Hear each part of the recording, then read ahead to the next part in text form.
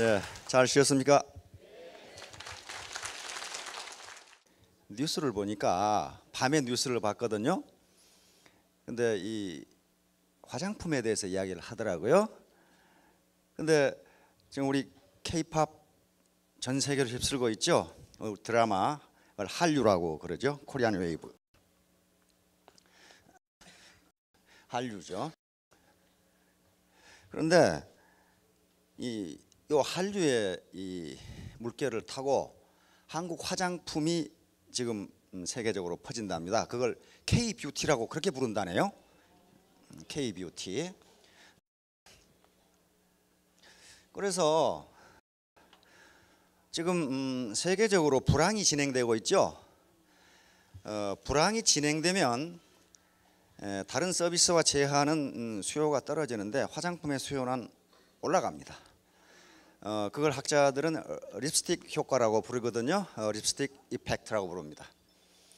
일단 남자들이 일을 하다가 남편들이 밖에서 일을 하다가 실직을 하거나 또는 퇴직을 하면 부인들이 밖에 가서 활동을 해야 되기 때문에 그냥 나갈 수 없잖아요. 찍어 바르고 나가야지. 그래서 화장품이 많이 팔립니다. 어제 그 얘기도 하더라고요. 지금 우리나라 화장품 시장이 약 9조, 8조 5천억 내 9조 되는데 약 11조로 늘 것 같다고 그럽니다. 왜냐하면 중국과 일본 관광객들이 우리나라 화장품을 무대기로 사가요. 그런데 값싸고 질 좋은 상품을 찾는답니다. 화장품을 지금. 그래서 그 화장품 전문가가 나와서 값싸고 질 좋은 화장품이 아마 크게 폭발적으로 팔릴 거다 하는 얘기를 하더라고요. 따라서 여기 계신 분들은 이제 화장품 장사로 돈을 벌게 생겼어요. 지금 왜냐하면 불황이 빨리 끝날 것 같지가 않아요. 우리의 경제 성장은요, 우리 힘으로만 된 게 아니고 우리가 자원이 없고 시장이 비교적 좁기 때문에 해외 시장에 의존하지 않고서는 우리 경제 성장이 되지를 않습니다. 경제가 성장해야 고용이 창출되고 소득 분배가 이루어지죠. 그러면 경제가 어떻게 성장하느냐? 이거 대학원 가야 배울 수 있는데 금방 보시면 압니다. 모르시는 분들은 아 그런가 보다 그렇게 생각하시면 돼요.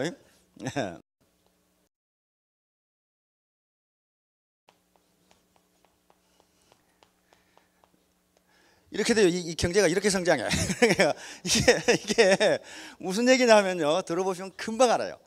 Y는 국민소득입니다. GDP 또는 GDP고 요게 총 공급인데 언제나 국민소득 또는 시장에서의 재화의 가격의 결정은 수요와 공급에 의해서 이루어집니다. 따라서 국민소득도 총 수요와 총 공급이 균형이 되는 점에서 국민소득이 딱 결정이 돼요. 그러면 어떻게 되느냐? 요 C는 뭐냐면 소비예요. 소비고 I는 투자입니다. 투자. G는 정부 지출이에요. 정부 예산 지출. X는 엑스포트 수출입니다. 수출이고 M은 수입입니다. 자, 여러분들이 뉴스를 보실 때 계속 무슨 경제 성장 문제, 일자리 문제 이야기하면서 소비 수요가 떨어져서 걱정이다 이런 말을 많이 해요. 이게 올라가려면 국민 소득이 올라가려면요 소비가 많이 돼야 돼요. 소비가. 이걸 전략의 역설이라고 그럽니다. 한 사람이 전략을 해서 저축을 하면 그 사람은 부자가 될 수 있지만은 국민 전체가 전략을 해서 저축만 하면 경제가 망해요. 여러분들이 옷도 신발도 고무신 신고 다니고 라면도 안 사 먹고 집에서 된장에다가 밥만 먹는다고 합시다. 우리나라 기업이 다 망해버려요. 그렇잖아요. 미장원도 안 가고 집에서 남편하고 아내하고 둘이 머리 잘라주고 그래봐요. 미장원 다 망하잖아요. 자동차 안 타고 다니고 자전거 타고 다니고 걸어 다닌다. 그럼 어떻게 되겠어요? 자동차 산업 다 망하고 배터리점 다 망해요. 그렇잖아요. 타이어 다 망해요. 따라서 국민 경제 현재 우리나라에서 가장 큰 골칫거리가 어떻게 소비를 올리느냐야. 소비. 일본 경제가 지금 20년간 불황에 빠진 것은 국민들이 소비를 안 해요. 소비를 안 합니다. 일본은 60대 이상 노년층이 거의 대부분의 자산을 가지고 있습니다. 부동산이 거의 중심으로 자산과 금융소득을 가지고 있는데 그 노인분들이 소비를 안 해요. 일본의 젊은 사람들은 소비를 하고 싶은데 돈이 없어요. 그래서 일본 경제가 지금 정부에서 그래서 뭘 나눠줬습니까? 쓰라고 돈 나눠줬죠. 돈 나눠줬는데 안 써요. 그걸 저축을 해. 그래서 경제가 가라앉습니다. 그러면 소비가 안 되면 뭐라도 잘 되면 경제가 성장합니까? 투자라도 잘 되면 성장을 해요. 그런데 소비가 늘어나지 않으면 기업가들은 투자를 하지 않습니다. 소비가 늘어나야 팔려야 투자를 할 거 아니에요. 그러면 이게 떨어지면요 투자도 동시에 떨어져요.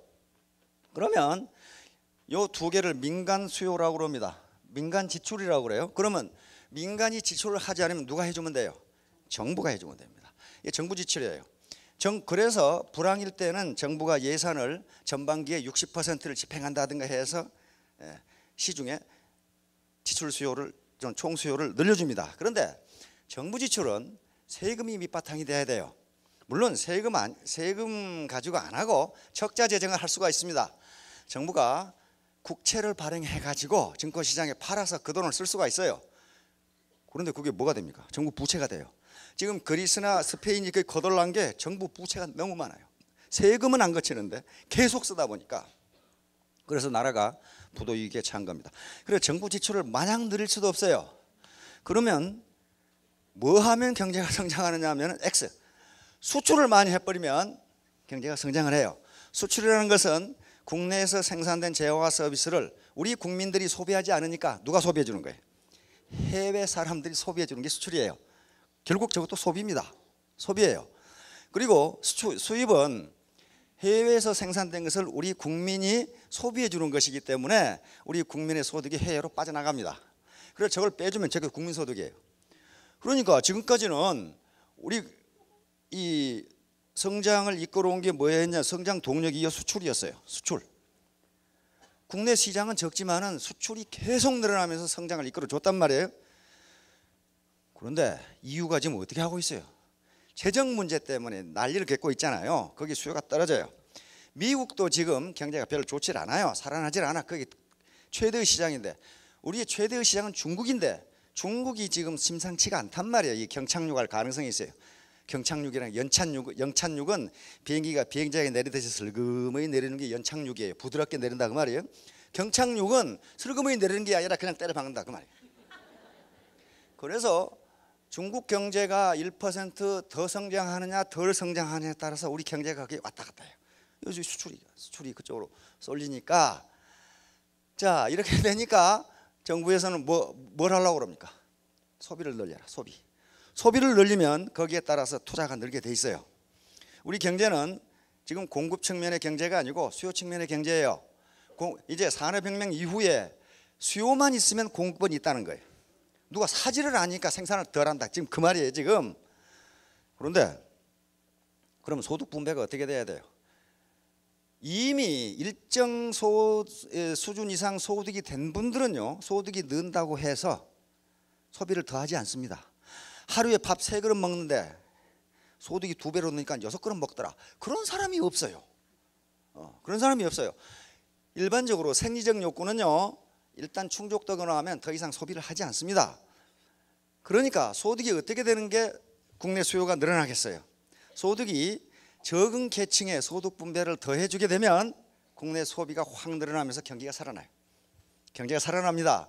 그러면 그게 누구에게 좋으냐? 기업가들에게 좋아요. 물건이 팔리잖아요. 그래서 그것이 윈윈하는 것이고 소득 분배 형편성. 그래서 여기 계신 분들이 어떤 분들이냐 하면은 애국자들입니다. 이런 사업을 해서 돈을 벌어서 국가에 세금 내는 게 최대의 애국자예요. 안 그렇고 국가에서 뭔가 받아서 산다 그건 뭡니까? 국가에 짐을 지우는 거 아니에요. 기왕에 살 바에야 누구 짐이 돼서 사는 게 그렇게 아름답지가 못하거든요. 그래도 지금 노동 능력이 없고 자기 생계 능력이 없는 분들에게 그건 국가에서 공적 지원을 해줘야 돼요. 그렇죠? 공적 이전을 해줘야 된단 말이에요. 이게 사회 보장입니다. 그러나 사지가 멀쩡한 사람들은 돈을 많이 벌어서 국가에 많은 세금을 내는 게 애국자입니다. 그보다 더 애국자가 어디 있어요? 하늘에 대고 주먹질한다고 민주화하자 민주화하자 이거 여성 해방한다고 하늘에 주먹질한 놈보다 냉장고 만든 놈이 여성을 훨씬 더 많이 해방했어요. 그렇잖아요. 실험실에서 냉장고 만들고 밥통 만든 사람이 훨씬 여성을 더 많이 해방했어요. 그러니까 애국한다고 맨날 떠들어봐야 소용없고 내가 성공해서 돈 많이 벌어서 국가에 세금 많이 내면 최고 애국자예요. 그래야 이 노년 그다음에 이 어떤 지체장애 또는 소년 소녀 가장에게 국가가 공적 이전을 해줄 거 아니에요. 여러분들이 이 시간 이후에 나는 애국자다 그렇게 생각하시기 바랍니다. 특히 돈을 많이 버는 사람들이, 돈을 적게 버는 분들은 나는 아직 애국자가 아니다 그렇게 생각하시면 돼요. K-팝이 세계로 휩쓰는데 싸이가 뭐 어쩌고 저쩌고 그러는데, 아이고 싸이 저 자식 갑자기 출세했네. 갑자기 출세한 게 아닙니다. 그게 소위 가만히 보세요. 1만 시간의 법칙이 작용을 했어요. 12년간 밑바닥에서 죽어라고 연습을 한 거예요. 그래서 어느 날 갑자기 뜬 겁니다. 거기 학자들이 얘기하는 소위 1만 시간의 법칙이에요. 즉 눈에 띄게 성공하기 위해서는 1만 시간 이상 노력하지 않고서는 impossible, 불가능하다. 여러 번 제가 얘기를 했습니다. 이건 학자들, 이 뇌신경학자들이 왜 그러는가 하는 걸 지금 밝혀내고 있어요. 왜 그러는가? 아무리 천재라도 1만 시간 이상 노력하지 않고는 결코 성공할 수 없다. 그게 얼마나 공평한 법칙이에요. 만약에 IQ에 따라서 노력 시간이 다르다면 아마 부모를 원망하는 사람 무지무지 많을 겁니다. 그런데 IQ와 관계가 없어요. 그 다음에 재능과 관계없이 1만 시간 이상 노력하지 않고는 그 위치에 올라갈 수 없다. 자, 오늘 제가 말씀드리려고 하는 것은 깨진 유리창 이론입니다.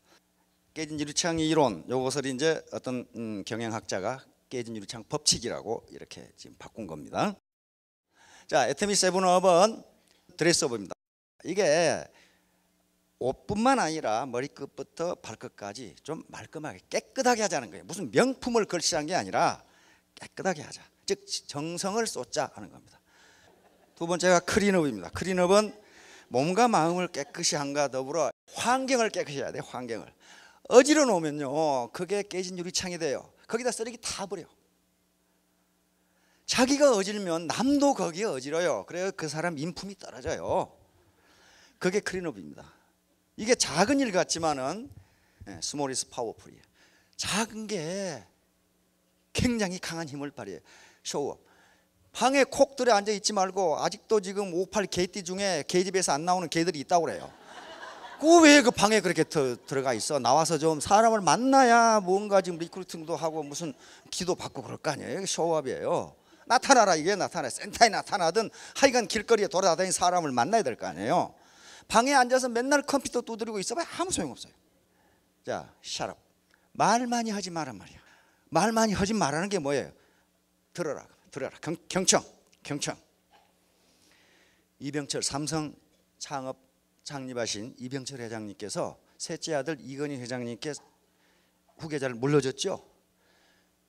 맨 처음 부회장으로 임명을 받고 이건희 회장이 출근하실 때 이병철 회장님이 바로 집무실로 불렀답니다. 불러가지고 글자를 써줬어요. 그게 지금 이건희 회장님의 좌우명이 돼 있어요. 아무 말도 안 하고 글자 2개를 써줬어요. 경청 그렇게 써줬어요. 네 말하지 말아, 들어라. 그래서 지금 삼성이 그렇게 잘 되는 겁니다. 그다음에 페이업. 이건 빚진 거 다 갚아라. 다시 말해 빚지지 마라 그 말이에요. 빚지지 마라. 빚지고 해가지고요 성공한 사업가 하나도 없어요. 절대로 빚지고 사업하지 마세요. 우리 임병구 총장님 화장품 한 세트 살 돈이 없어가지고 아들 용돈 빌려가지고 샀다 그랬죠. 만약에 빚내서 했다고 해봐요. 그거 되겠어요? 그게 안 됩니다. 취업, 기운과 용기를 내고 요거 없이는 안 됩니다. 마지막으로 never give up. 절대 포기하지 마라. 끝까지 붙어 있어라. 요걸 제가 존버정신이라고 그런다 그랬어요. 존버정신. 그저 작가 유해수 있죠. 유해수가 혜민 스님하고 대화하는 대화록이가 거기에 들어 있어요. 혜민 스님이 유해수 작가에게 물었어요. 지금 젊은이들이 여러 가지 어려움이 많은데 젊은 사람들이 가져야 할 아주 중요한 정신이 뭐겠습니까? 이해수 작가가 그건 존버 정신입니다. 그러니까 매우 철학적인 용어인 줄 알고 그 정신이 뭡니까? 그러니까 끝까지 존나게 버티는 정신입니다. 그러게 끝까지 정말 존나게 버티는 게 이게. 자, 깨진 유리창 이론은 1969년에 스탠포드 대학의 필립 짐바르도 교수가 실험을 한 겁니다. 얼마 전에 시골 이 폐교 국민학교 폐교에 갔다 왔는데 그 시골에 사람도 별로 없는데 어떤 놈이 유리창을 그렇게 다 깨놨는지 몰라. 성한 게 하나도 없어요. 그리고 칠판이 제대로 붙어 있는 게 없어. 어떤 놈이 다 뗐는지 몰라. 그거 책상은 다 부서지고 의자도 부서지고 유리창은 다 깨지고.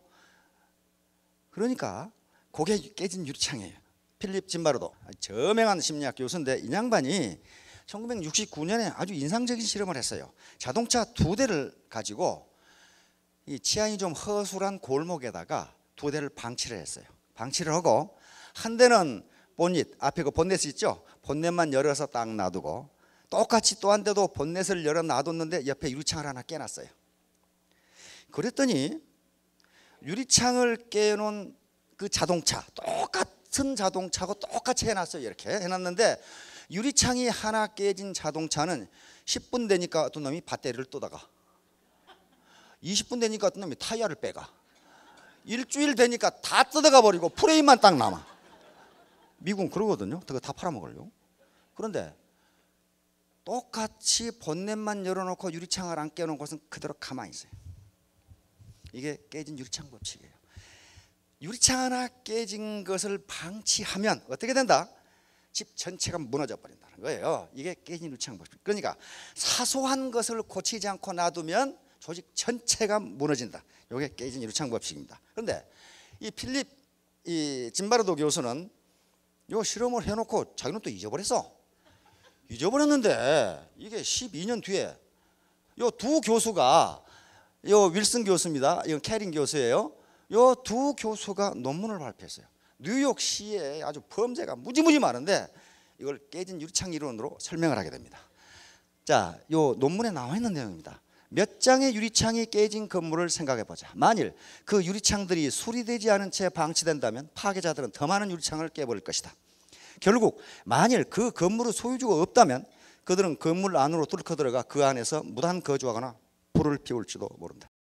여러분들 재개발하는 지역에 가보세요. 사람이 떠나고 없으면요 유리창 상한 거 하나도 없고요, 벽은 무너지고 안에서 불 펴가지고 난리 법석이에요. 이렇게 된다는 거예요. 또는 이것은 아마 경험하신 분 많을 거예요. 또는 인도를 생각해 보자. 약간의 쓰레기가 쌓여있다. 그러면 곧 더 많은 쓰레기가 그곳에 쌓인다. 결국 사람들은 테이크아웃 레스토랑에서 들고 나온 쓰레기 봉지를 그곳에 버리기 시작하거나 나무 자동차를 따고 들어가는 행위를 저지를 것이다. 이 논문을 발표했어요. 다시 말하면 뉴욕시에 살인, 강간, 절도, 강도가 막 일어나는데 요걸 그놈들을 때려잡는다고 되는 일이 아니고 아주 사소한 깨진 유리창을 고치면 그 범죄가 없어진다. 지금 그런 얘기예요. 요걸 발표를 하니까 이제 형사행정학 학자들이 또 정치학 학자들이 두 표로 갈라졌어요. 그게 무슨 소리냐 말이야. 쓰레기 치우는 것하고 이 살인범하고 무슨 관계가 있냐 말이야. 원래 살인하고 강도하고 이제 이 강간하는 놈들은 천성이 그 모양 그 꼴이지 그놈들 쓰레기 치운다고 되는 일이 아니다. 다른 한 학자는 또 학자들은 이건 형사행정학의 획기적인 이론이다. 이렇게 된 거예요. 그러다가 또 싸우다가 또 잊어버렸어. 잊어버렸는데 루돌프 줄리안이라고 하는 사람이 뉴욕시장에 당선이 되면서 이 범죄 문제 때문에 골치를 앓습니다. 근데 특히 뉴욕시에서 가장 범죄가 많았던 곳이 지하철이에요. 근데 미국에 그 당시 가면은 뉴욕 지하철을 타지 말라고 그럽니다. 범죄가 하도 많이 일어나니까 타지 말라 그래요. 근데 또 하지 말라 그러면 해보고 싶은 거겠죠. 타봤어요. 이야, 이건요 역 구내부터 지하철 동차 안 밖이 완전히 스프레이 낙서로 이건 아주 지옥이에요, 지옥. 그 다음에 이 역사에는요 마약 먹은 이게 노숙자들이 전부 그 눈알 그 동태 눈깔 있죠. 이렇게 해가지고 이렇게 무지무지 무서워요. 그렇게 돼 있어요. 이렇게 생각했어요. 요 낙서 보이죠? 이게 지하철 아니에요. 지하철 저 대합실이 이 모양이라고 지금 이게 전부 다 이렇게 생겼어요. 요 노숙자 이 자고 있죠. 이렇게 생겼다고 이게 지하철이에요 지금. 그런데 줄리아니 시장이 이게 이 강도, 살인, 강간 이걸 어떻게 없을 것이냐 말이야. 그런데 깨진 유리창 이론을 보고 11년 만에 아이고 이거다 하고 적용을 시작했어요. 무엇부터 시작했느냐면은 지하철 낙서지우기부터 시작했어요. 그러니까 시민들이 비난이 빗발쳐 범죄를 잡을 생각은 안 하고 시장이 말이야 낙서만 지우고 있다고 그렇게 된 거예요. 그런데 얼마나 강력하게 했냐면은 낙서를 지우지 않은 전동차는 운행을 못 하겠어요. 그 정도로 강력하게. 이걸 지우는데 시간이 얼마나 걸렸냐? 5년이 걸려서 5년이. 다 지웠어요. 그랬더니 어떤 현상이 빚어졌느냐? 강력 범죄가 사정없이 떨어지기 시작해. 절반 이하로 떨어져. 그러면서 줄리아니 시장이 말합니다. 빨간불에 건너가는 걸 막지 못한다면 강도도 막을 수 없다. 이렇게 된 거예요. 그러니까 사소한 경범죄를 그냥 놔두면 아이고 범죄해도 되는구나. 3살 버릇이 8까지 가고 발도둑이 소도둑 된다고 점점 강력해진단 말이에요. 그러니까 아주 초기 단계에서 그 무질서를 잡지 않으면 강력 범죄도 없앨 수 없다. 이렇게 된 거예요 지금. 자, 그래가지고 이제 경범죄를 소탕하기 시작하는데 그 당시 뉴욕 가보신 분은 신호등에 차가 딱 걸리면요 어떤 시커먼 놈이 스프레이를 들고 턱 나타나가지고 앞 유리를 칙 뿌려요. 그게 뭐냐면 유리창 닦아준다 그 말이에요. 이거 이렇게 누가 닦아주라는 소리를 안 하는데 이렇게 하고 돈 내라. 안 주면 어떻게 하겠어요? 안 주면 앞에다 까만 스프레이를 뿌려버려. 그러니까 못 간다고 이게 그랬어요. 그러니까 무조건 그놈이 올라와서 유리창을 닦으면 돈을 줘야 돼요. 안 그러면 운행을 못 한다니까. 앞에 뿌려버려요. 어떻게 갔어요? 지우지도 않는데 그것부터 때려잡기 시작했어요. 빨간불에 건너가는 놈, 쓰레기 함부로 버리는 놈, 술 먹고 고성방가하는 놈, 아무데나 오줌 싸는 놈, 이게 전부 강력하게 때려잡았어요. 그리고 무관용 원칙, 한 놈도 용서하지 않는다. 이렇게 된 거예요. 그 경범죄를 이렇게 하니까 강력범죄가 없어지기 시작해요. 자, 봅시다. 이렇게 떨어져요. 이 뉴욕이에요. 이게 이렇게 많았는데 이 줄리아니 시장이 시장으로 있었던 게 이게 이렇게 떨어져요. 다시 말하면 강력범죄, 큰 문제가 발단은 아주 작은 문제다 그런 말이에요. 작은 문제다. 내가 내 외모, 드레스업 이걸 깔끔히 하는 게 뭐가 그렇게 중요하냐? 그렇지 않다는 거예요. 그게 첫인상인데 조 지라드의 250 법칙처럼 첫인상을 나쁘게 받아버리면 그 사람은 다시는 만나려고 하잖아. 속에 경직기가 나. 그 사람이 무슨 말을 해도 듣지 않는다. 자기가 아무데나 쓰레기를 버리고 이렇게 하면서 남도 거기다 버리니까 그러면 첫인상이 어떻게 되겠냐 말이야. 그 사람하고는 상대하지 않는다.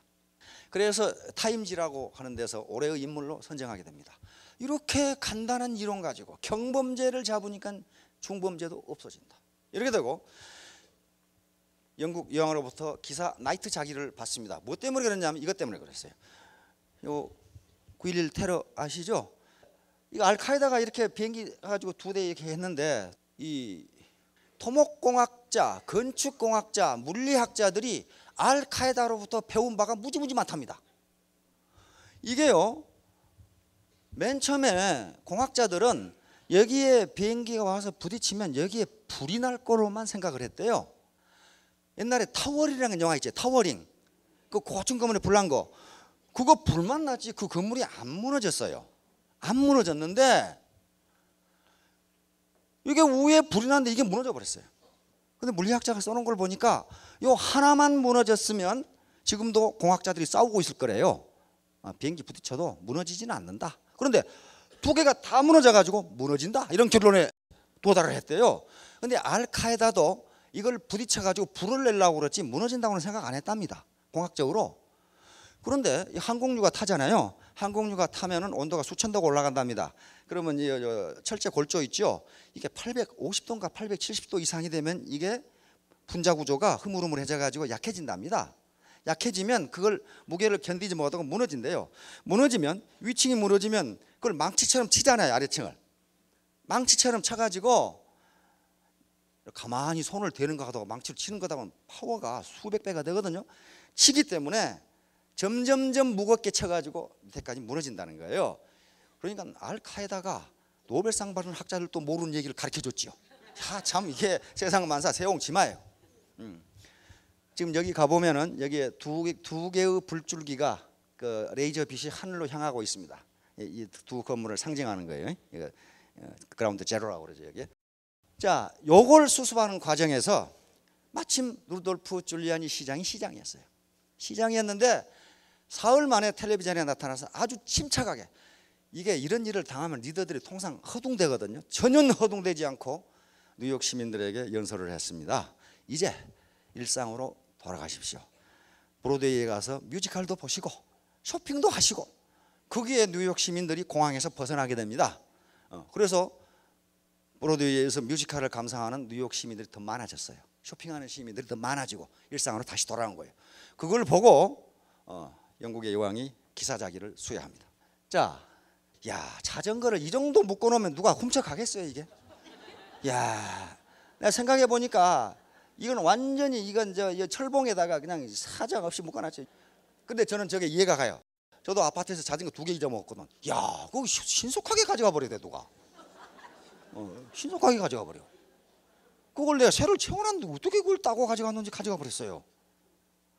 그리고 우리가 살았던 아파트먼트, 미국의 아파트먼트라는 게 4층, 3층 단독주택을 아파트먼트라 그러거든요. 거기에 자전거를 타고 학교 다니는 그 학생이 하나 있었는데 그 방범창 있잖아요. 방범창에다가 자전거를 이렇게 딱 묶어놨거든. 아침에 보니까 방범창이 없어. 그것까지 뜯어가 버린 거야.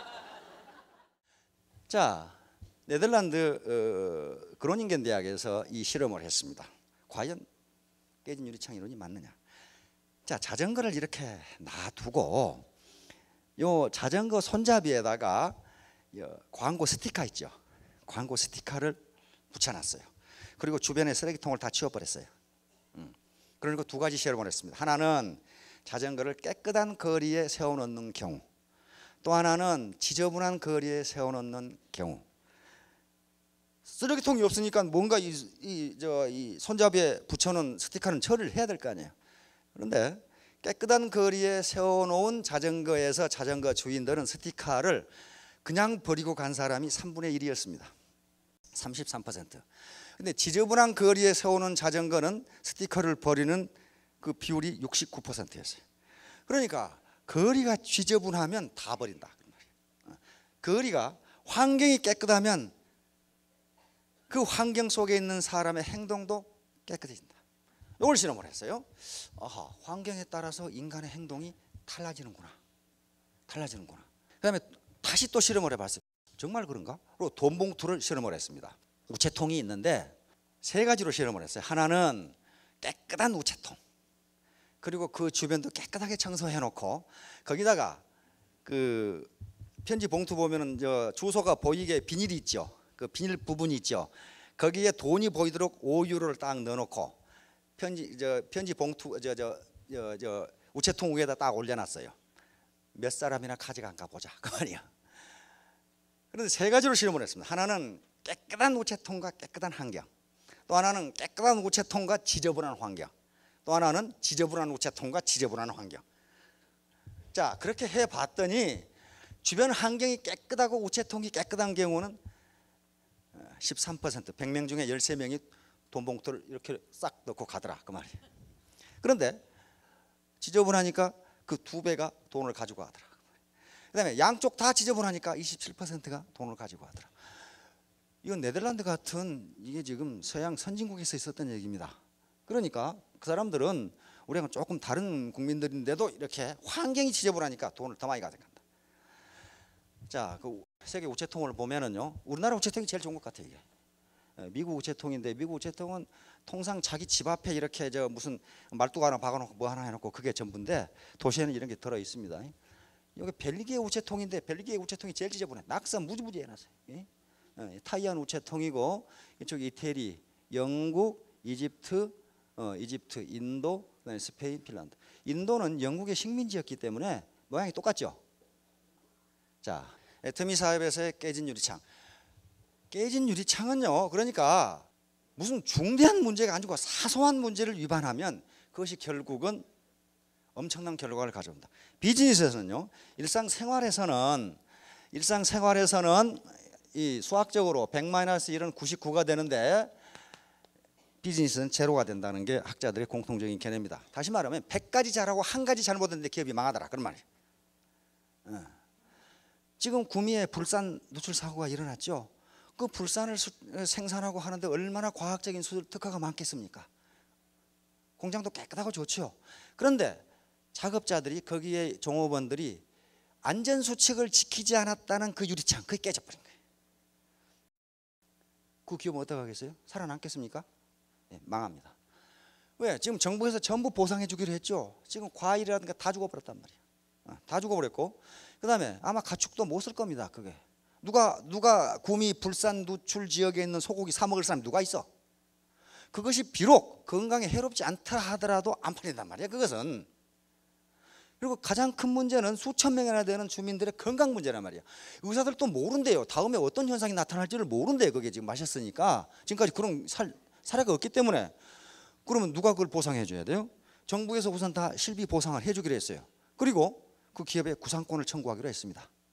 다 갚아라 이거야. 그러면 그 기업 살아남겠어요? 그 다음에 그 주변에 있는 기업이 생산 차질로 인해서 또 엄청나게 손해를 봤죠. 그걸 다 물어줘야 돼요. 그러니까 종업원에게 안전수칙 교육을 안 시켰다는 이유 하나 때문에 기업이 망해버린 거예요 지금. 미국의 학자들이 가장 많이 든 예가 K마트입니다. K마트 아시죠? 월마트하고 쌍벽을 이루는 것이었고, 그것이 월마트하고 같은 시기에 창립됐단 말이에요. 그런데 월마트는 승승장구하는데 그거 법정관리 들어가가지고 망하기 일보 직전 이렇게 돼버려요. 학자들이 뭐라고 그러냐면은, 만약에 K마트가 광고와 내부 치장에 들이는 돈의 10분의 1만 종업원 교육에 썼다면은 지금 월마트처럼 잘 나갈 것이다 그랬단 말이에요. 종업원들이 불친절하고 거만하고 이렇게 됐어요. 그게 그러니까 아무도 안 가. 거기를 아무도 안 가. 거기 물건이 싸고 좋았어요. 월마트하고 다를 게 전혀 없어. 그런데 종업원들 교육을 안 시켜가지고 불친절하고 거만해. 안 가버린 거예요. 그러니까 망해버린 거예요. 그러니까 학자들이 늘 얘기하는 게, 깨진 유리창을 얘기할 때 K마트를 많이 들어요. 그 돈 조금 들어서 종업원들 친절 교육, 서비스 교육 시켰더라면 안 망하는 건데 그거 하나 때문에 망해버렸다. 자, 애터미 배팅 결의문이 있고 윤리 강령이 있습니다. 요걸 위반하는 게 유리창을 깨버리는 거예요. 내가 위반하면 내 자신의 유리창만 깨지는 게 아니고 전체가 무너져 버린다. 원칙 중심 사고, 이익 중심 사고를 배척한다. 회원간의 리크루팅, 라인 변경, 참여 등록 어떠한 인맥가로도 하지 않는다. 이게 윤리 강령이란 말이에요. 애터미 회원은 회사하고 직거래에 현금 또는 카드를 막론하고 회원 상호 어떠한 금융 거래도 하지 않는다. 요거 내가 하면은 아니 뭐 내가 한 사람 한다고 뭐 있겠느냐, 그게 아니란 말이에요. 이게 유창 하나 깨지면 다른 사람도 아이고 저 사람도 하네, 나도 하지, 이렇게 된다는 거예요 지금. 자, 애터미 회원은 사업 활동 중 남녀 간 부적절한 관계, 음주 등 사회적 무리를 일으키는 각종 문란 행위를 금지하고 말한다. 자, 애터미 회원은 순수 소비, 순수 재판매를 방해하는 고의적 가격 베팅이면 베팅하지 않는다.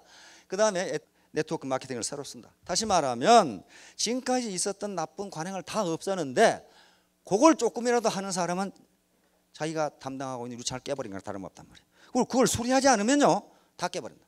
필립 짐바르도 교수가 이 실험한 것처럼 유리창 하나 깨놨는데 15분 후니까 배터리 뜯어가고 30분 후니까 타이어 뜯어가고 한 일주일 되니까 뼈대만 넣고 다 가져가 버리더란 말이에요. 그렇게 된단 말이에요. 자, 윤리는 상대적인 것이 아니고 절대적이야. 자, 사업자 개인의 깨진 유리창, 요건 얼마든지 많이 있을 수가 있습니다. 환경을 불결하게 하는 행위, 뭐 버리고 가고 뭐 어쩌고 그거요 가지고 가면 되는데, 나는 그저 길거리에 지나갈 때마다 참 훌륭한 분들을 많이 보는데요, 어쨌다고 벽에 그 벽면에 말이지 물 빠져나오라고 그 구멍 뚫어놨는데 거기다 담배꽁초를 넣어놨나 거기. 아유 그거 여기다 버리면 그 청소하는 분이 치울 텐데 그걸 거기다 이렇게 놔놨단 말이야. 안 보이는 데다 이렇게.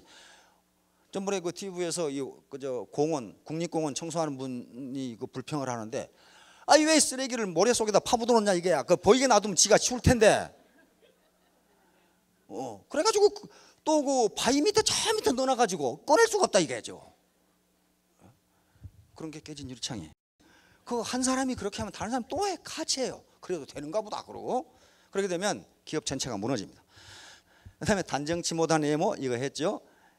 게으름, 뒤로 미루는 습관, 이런 것들 아주 사소한 문제들이 깨진 유리창이 될 수 있다. 이런 것이 혹시 자기 생애의 목표를, 인생 목표를 달성하는데 부담이 되지 않았는지 한번 생각해 보시기 바랍니다. 72대 1의 법칙. 이것은요 학자들이 연구를 해보니까 머리로 이해하고 가슴으로 결심한 사항을 72시간 내에 행동으로 옮기지 않으면 그것을 성공할 확률이 1%도 안 되더라. 그런 말이에요. 1%도 안 되더라. 72시간 내에 행동으로 반드시 옮겨야 그것이 성공할 가능성이 있다. 마음만 먹고 있으면 안 된다. 우리 작심삼일이라는 말이 있는데, 마음 먹고 해가지고 3일도 안 돼서 끝나는 것인데, 이건 3일 내에 시작도 안 했다 그 말이에요. 그러니 이게 될 리가 없잖아요. 다시 말하면 우리는 공부를 세 가지로 나눕니다. 머리 공부, 마음 공부, 몸 공부. 그런데 머리 공부, 마음 공부가 굉장히 중요해요. 뭔가를 알아야 되고 마음으로 결심을 해야 됩니다. 그런데 그걸 실행에 옮기지 않으면 아무 소용이 없다 말이에요. 제가 가만히 이제 가장 좋은 예가 자전거 타는 거예요. 자전거 이론으로 타보세요. 오른쪽으로 넘어지려고 하면 핸들을 왼쪽으로 돌린다. 왼쪽으로 넘어지려고 하면 핸들을 오른쪽으로 돌린다. 안 넘어지려면 페달을 계속 밟아야 된다. 그 백날 해봐야 소용없어요. 그거 이론 알 것 없이 가서 넘어지고 자빠지고 무릎 깨지고 하면서 자전거를 배우는 겁니다. 자전거를 일단 완벽하게 배우면요 10년 동안 안 타다 10년 후에 타도 탈 수 있어요. 자전거 타신 분 그렇게 되죠. 안 배우면 80이 돼도 못 타요. 우리 동생 중에 그런 놈이 있어. 그러면 자전거를 주면 자전거를 끌고 가는 게 아니라 들고 가. 힘은 좋아가지고 배운 적이 없어 그 자식은. 그래서 안 배우니까 그렇단 말이에요. 안 배우니 몸으로 하지 않으면요 절대로 습관으로 나타나지 않습니다. 세포가 인식을 해야 돼요. 세포가 인식을 해야 됩니다. 따라서 아무리 여기서 좋은 강의를 듣고 아 이건 전망이 있다 하고 머리로 깨닫고 내가 성공해야지 이렇게 마음으로 결단을 해도 그것을 실행으로 옮기지 않으면 성공할 확률이 1%도 안 된다. 학자들이 공통적으로 주장하는 겁니다. 그러니까 몸 공부가 최고다. 박정희가 축구만 했는데 기자들이 인터뷰할 때 마이크 갖다 대면 뭘로 이야기합니까? 영어로 이야기합니다. 김연아 어떻게 해요? 영어로 이야기하죠. 피겨나 축구를 하면서 필요하니까 언어를 배운 거란 말이에요. 그래서 사실은 모든 현자들이 남을 이기는 것보다 누구를 이기는 게 가장 중요하다? 나 자신을 이기는 게. 내가 하기 싫지만은 행동으로 옮기는 게 가장 중요하다. 그게 어디가 있는 말이냐면요. 노자 도덕경에가 있는 말씀이에요. 노자의 도덕경이 뭐라고 되어 있냐면요. 마지막으로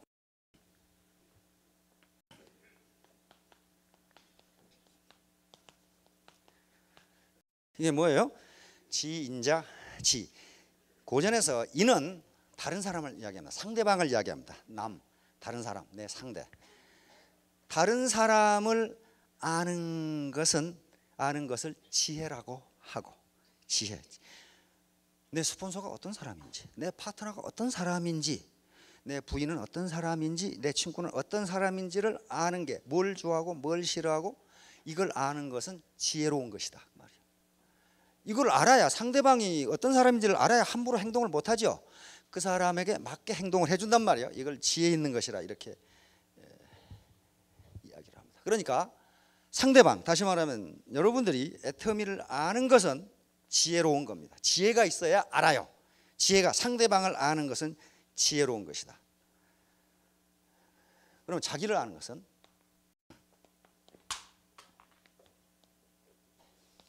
자지자 명 그랬습니다. 발음이 좀 이상하다고 생각하지 마시고 자기를 아는 것은 어떤 것이다? 밝은 것이다. 밝은 사람, 어두운 사람 말고 밝은 사람만이 자기를 안다. 자지자 명. 자기를 아는 것은 밝은 사람이에요. 그러니까 맹한 사람은 자기를 몰라요. 내가 누군데? 그 맹한 사람이에요. 내가 누구야 자기지. 그렇잖아요. 그다음에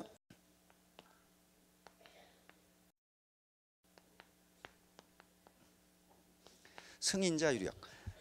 다른 사람을 이기는 것은 힘이 있는 사람이다. 그렇죠? 다른 사람을 이기는 것은 힘이 있는 사람이다. 힘이 없는 사람이 다른 사람을 이길 수가 없어요. 그렇죠? 승인자 유력. 승인자 유력 그랬어요. 그러면 자기를 이기는 사람은 어떻게 되느냐?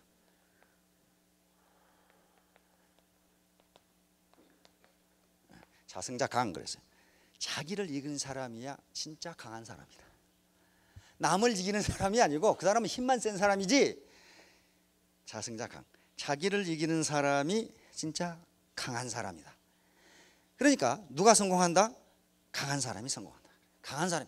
이건 무슨 남을 이기는 것처럼 힘만 센 사람이 아니고 자기를 이기는 사람이 강한 사람이다. 강한 사람이 성공할 수 있답니다. 자, 아주 사소한 것. Small is powerful. 작은 것이 강한 것이다. 그리고 결론적으로 자승자 강, 자기를 이기는 사람이 강한 사람이고 그 강한 사람이 성공할 수 있다. 대한민국 제일 가는 세일즈맨이 되기를 기대합니다. 감사합니다.